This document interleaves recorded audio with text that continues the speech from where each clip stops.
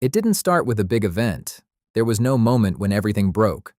There was no day you decided you were going to be alone. You just noticed one day that you hadn't called anyone in a while.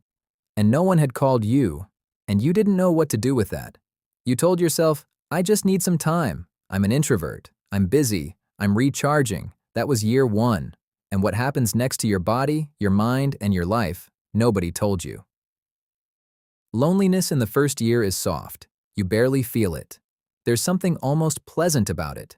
No obligations, no plans you have to keep, no one you have to explain yourself to. You eat when you want. You watch whatever you want. You go to sleep when you want. Freedom. You call it freedom. But some evenings, something strange happens. You open your phone, you scroll, you close it, you open it again. Not because there's anything there, just because the silence gets a little louder than usual. You type a message to a friend you haven't seen in 3 months. You write it, you delete it, you don't send it. You think, it's awkward.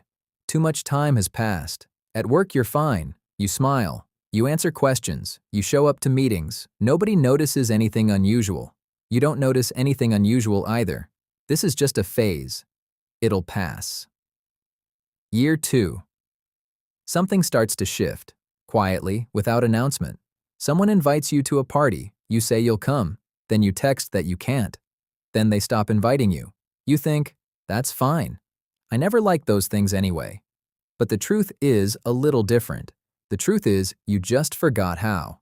You forgot how to be in a room with people you don't know well. You forgot how to hold a conversation about nothing. You forgot how to just exist next to someone without a reason.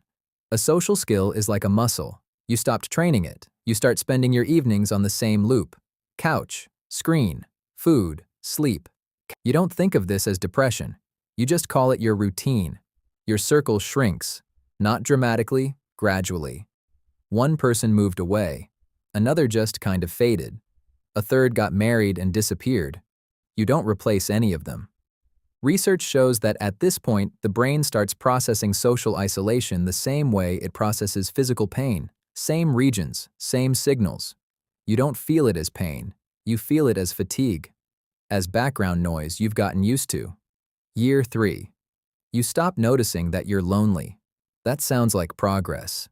It isn't. Your brain adapted. It stopped signaling the absence of people as loudly as before.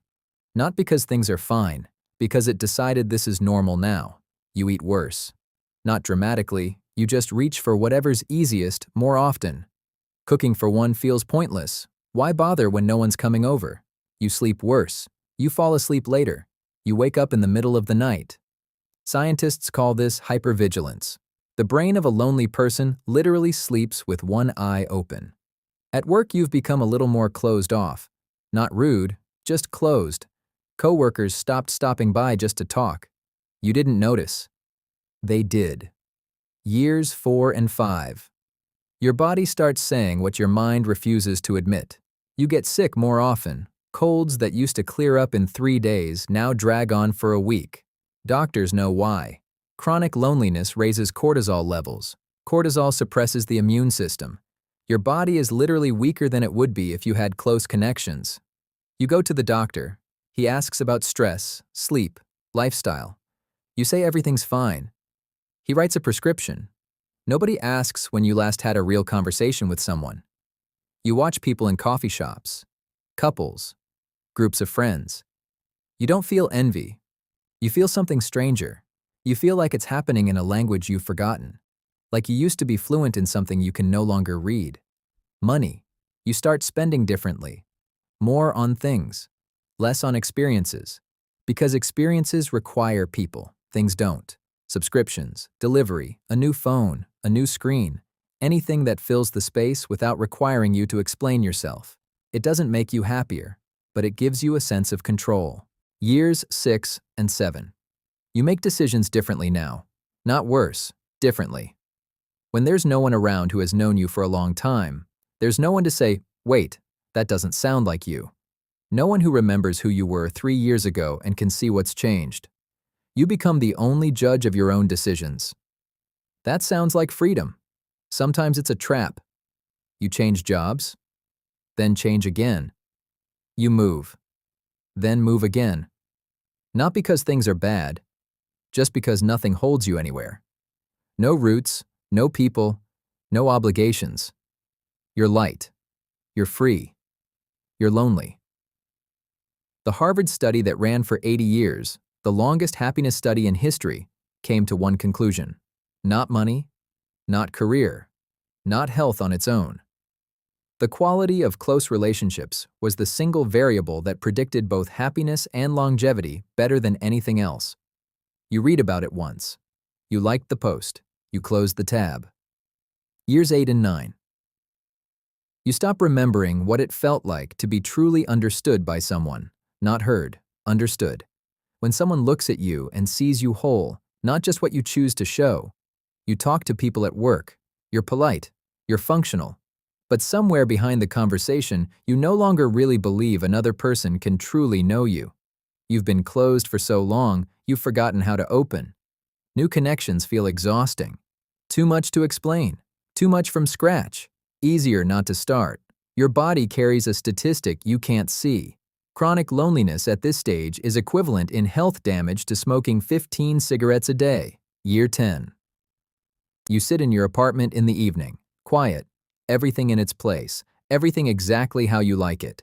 And you understand something that's hard to put into words. You're not unhappy. You're just muted. Like life is playing at a volume of 3 out of 10. You think back to yourself 10 years ago. That person thought he just needed some time. That it was a phase. That it would sort itself out. It didn't sort itself out. Because loneliness doesn't leave when you're ready. It only leaves when you move toward it. And moving toward it after 10 years is like learning to walk again. This isn't a story about being a bad person. This isn't a story about weakness. This is a story about how a quiet choice, not to call, not to show up, not to start, accumulates. Year after year. Without drama. Without a single moment when everything broke. Until one day you look back and see 10 years of silence. The Harvard researchers spent 80 years to find one thing. People who maintained warm, close relationships lived longer, got sick less, earned more, and reported significantly higher levels of happiness, regardless of income, education, or genetics. Not the gym, not the diet, not the career. People. Right now, somewhere, there is a person you haven't texted in 3 months. You thought about them. You opened the conversation. You closed it.